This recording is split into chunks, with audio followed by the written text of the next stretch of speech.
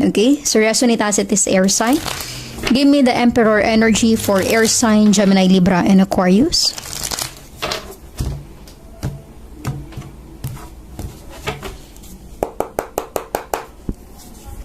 You have the Five of Wands, a 4 sign. And the Wheel of Fortune. Okay? Gaya ng sabi ko, hindi kayo magkasundo ng taong ito. You have the Five of Wands, conflict. Lagi may problema. Lagi kayo nagkakaroon ng argument. Okay? A strong 4 sign ay involved sa iyo, air sign, Gemini, Libra, and Aquarius. Maaaring ikaw ay connected with a strong Aries, Leo, and Sagittarius. Tingin ko, dinidistansya mo ang sarili mo sa taong ito. You have the Wheel of Fortune. Resonate as it is kung ano man ang sitwasyon nyo, kung ano man yung problema na pinagdadaanan nyo sa ngayon, air sign. Nafe-feel ko na you are trying to distance yourself from this person dahil nga hindi kayo magkasundo. Kung ano man ang connection or relationship mo sa kanya, hindi kayo magkaunawaan. Especially kung napaka-ma-pride or ma-ego ng taong ito, hindi niya kayang magpakumbaba, hindi niya kayang mag-compromise. Ang nafe-feel ko dito, air sign, ikaw na lang yung umuunawa.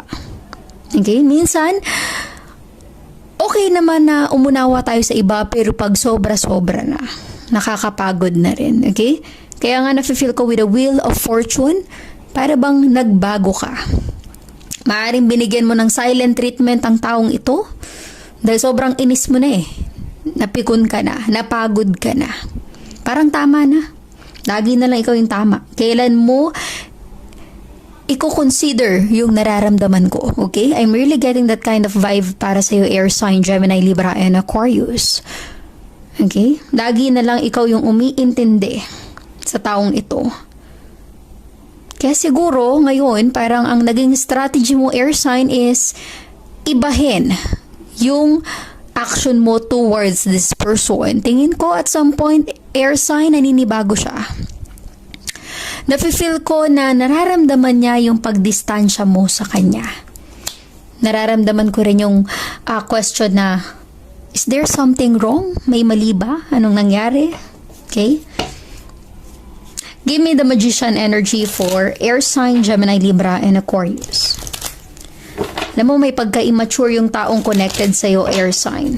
Gaya nga nasabi ko, ma-pride or ma-ego, gusto niya siya yung laging tama. May pagka-isip bata. Not necessarily bata, okay? Maaaring siya ay matured enough, pero immature pa. You have the Five of Pentacles, an earth sign. And the Hermit energy, a strong